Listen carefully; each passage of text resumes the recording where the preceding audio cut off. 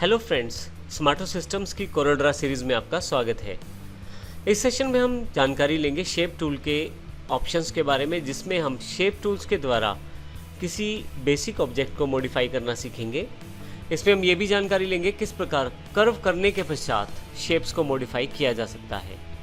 तो ये सबसे पहले हम एग्जाम्पल में देखते हैं। हमारे पास यहाँ पे एक रेक्टेंगुलर बना हुआ है, मैं इसे सिलेक्ट कर लेता हूँ। हमने पिछले सेशन में यहाँ हेयर लाइन तक हमने काफ़ी सारे ऑप्शन दिए हैं, जो आउटलाइन विड्थ हमने प्रोवाइड की थी। इसके अतिरिक्त आपके पास यहाँ पे कुछ ऑप्शन और भी जुड़े हुए हैं, जैसे रैप टेक्स्ट। हम इसको टेक्स्ट के साथ समझेंगे। और इसी के साथ नेक्स्ट जो ऑप्शन है वो है कन्वर्ट टू कर्व्स, जो इम्पोर्टेंट है। आप एक बेसिक शेप को कर्व में कन्वर्ट कर सकते हैं। कर्व में कन्वर्ट करने का सबसे अच्छा, उसमें आप किसी भी प्रकार से ऑब्जेक्ट को मॉडिफाई कर सकते हैं। ऑब्जेक्ट को मॉडिफाई करने के लिए आपके पास काफ़ी सारे ऑप्शंस और भी अवेलेबल हो जाते हैं। फाइनली एक लास्ट ऑप्शन आपके पास क्विक कस्टमाइज का है। आपके पास यहाँ टूल बार पे दिए जाने वाले ऑप्शंस को आप मॉडिफाई कर सकते हैं कि कौन सा ऑप्शन आप चाहते हैं दिखाना या कौन सा नहीं चाहते। जिस ऑप्शन को मैं यहाँ से नहीं चाहता देखना, उसको मैं यहाँ से अनचेक कर सकता हूँ। आप देखेंगे कि वो यहाँ से हट जाएगा टूल बार से। फिर से यदि मैं देखना चाहता हूँ तो सिलेक्ट कर सकता हूँ। आइए अब हम देखते हैं कि एक बेसिक शेप को यदि कर्व में कन्वर्ट कर दिया जाए तो क्या फ़र्क पड़ेगा। सबसे पहले मैं यहाँ से शेप टूल सेलेक्ट कर लेता हूँ और अपने रेक्टेंगल को सिलेक्ट कर लेता हूँ। आप देखेंगे कि शेप टूल सेलेक्ट करने के पश्चात भी ऑप्शन जो हैं वो लगभग वैसे ही हैं जैसे हमारे पास पिक टूल सिलेक्शन में थे। अब मैं इसको कन्वर्ट टू कर्व में करना चाहता हूँ, तो मैं क्लिक कर देता हूँ। जैसे आप कन्वर्ट टू कर्व करते हैं तो यहाँ पे काफ़ी सारे ऑप्शंस बदल गए हैं और उनमें से काफ़ी सारे ऑप्शंस जो हैं डिसेबल्ड हैं। कुछ एनेबल्स आपके पास ऑप्शंस हैं, लेकिन लगभग ऑप्शन आपके पास यहाँ डिसेबल्ड में है। तो जब पहला स्टेप हमने लिया है, जब किसी शेप को कर्व में कन्वर्ट किया है, तो उसमें सबसे बड़ा एडवांटेज आपके पास ये है कि अब आप आसानी से किसी भी तरीके से अपनी शेप को मॉडिफाई कर सकते हैं और उसके साथ काफ़ी सारे टूल्स भी अवेलेबल हो जाते हैं उन पर्टिकुलर शेप्स को मॉडिफाई करने के लिए। जब आप किसी शेप को कर्व में कन्वर्ट करते हैं तो आप उसमें नोट्स क्रिएट कर सकते हैं। जैसे कि मेरे पास ये शेप यहाँ पे अवेलेबल है।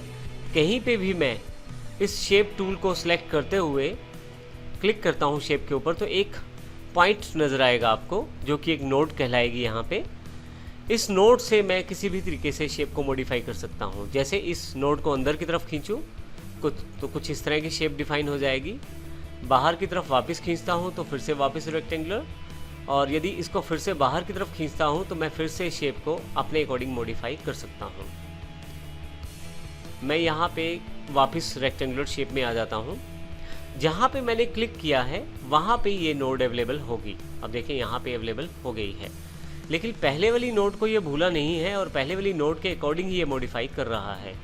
इस तरह से एक जगह और क्लिक कर देता हूँ तो आप देखेंगे पिछली वाली नोड से लेकर अगली वाली नोड में इसको मॉडिफाई किया जा रहा है।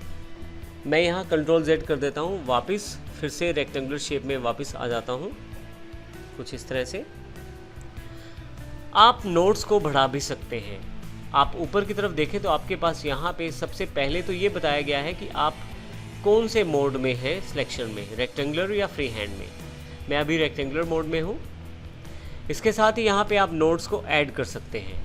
जैसे ही आप क्लिक करेंगे आप देखेंगे एक नोड और आ गई है लेफ़्ट साइड। फिर से एक बार क्लिक करता हूँ, फिर से नोड्स आ गई हैं। तो आपके पास नोड्स बढ़ती जा रही हैं। यदि मैं इस डिलीट नोड वाले बटन को क्लिक करूँ तो मैं नोड्स को डिलीट भी कर सकता हूँ। फिर से प्लस करता हूँ तो देखेंगे आपके पास नोड्स बढ़ रही हैं। डिलीट करता हूँ तो नोट डिलीट भी हो जाती हैं। आप यदि यहाँ ध्यान दें तो जो नोट्स बढ़ रही थी वो लेफ़्ट साइड ही बढ़ रही हैं। आपने जो नोड बनाई थी उसके लेफ़्ट साइड ही ये नोट्स बढ़ रही हैं, परंतु मैं चाहता हूँ नोट्स को राइट साइड बढ़ाना। इसके लिए यहाँ पे मेरे पास रिवर्स डायरेक्शन का ऑप्शन अवेलेबल है। मैं क्लिक करूँगा, नोट सेलेक्ट करूँगा और यहाँ अब की बार बढ़ाना शुरू करूँगा तो राइट हैंड साइड की तरफ नोट्स बढ़ रही हैं। और फिर से क्लिक करूँगा तो रिवर्स साइड फिर से बढ़ा सकता हूँ, यानी कि लेफ़्ट साइड। तो इस तरह से आप नोट्स को बढ़ा सकते हैं और हटा भी सकते हैं। मैं अभी डिलीट कर देता हूँ सभी नोट्स को। तो इस प्रकार हमने देखा कि क्लिक करने के पश्चात आप नोट्स को बढ़ा सकते हैं जैसे मैं यहाँ बढ़ा लेता हूँ, और उन नोड्स के अकॉर्डिंग आप आसानी से अपनी शेप को मॉडिफाई कर सकते हैं। कुछ इस प्रकार से खींचते हुए अंदर की तरफ, बाहर की तरफ, जैसे मैं चाहता हूँ अपनी शेप को मॉडिफाई कर सकता हूँ। नोड्स आपकी शेप में फ्लेक्सिबिलिटी प्रोवाइड करती हैं, जिसके साथ आप आसानी से अपनी शेप को डिफ़ाइन कर सकते हैं। जैसे मैंने यहाँ पे अपनी रेक्टेंगुलर शेप को अपने अकॉर्डिंग मॉडिफाई किया है। इसके अतिरिक्त आपके पास काफ़ी सारे ऑप्शन और भी जुड़े हुए हैं यहाँ पे नोड्स के साथ। जैसे हमारे पास ब्रेक कर्व के नाम से एक ऑप्शन अवेलेबल है। मैं यदि क्लिक कर दूँ इसे, तो आपके पास, इसको मैं जूम करके देखता हूँ, थोड़ा सा जूम टूल सेलेक्ट करके क्लिक कर लेता हूँ, फिर से वापस शेप टूल पे, और मेरे पास यहाँ 2 एरो आ गए हैं। इन एरो से मैं आसानी से खींचते हुए अपनी शेप को ब्रेक कर सकता हूँ।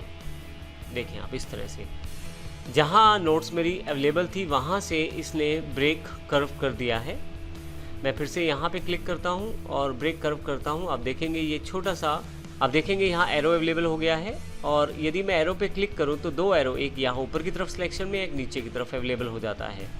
बाहर क्लिक करता हूँ तो एरो जो है वो बिल्कुल खाली सा हो जाता है, यानी कि उसमें फिल्ड एरो नहीं रहता, जो कि आपके समझने के लिए आसान है कि आप अगर अब इस खाली एरो को मूव करेंगे तो आपके पास सिलेक्शन जो है वो टूट जाएगी, अर्थात कर्व टूट जाएगा।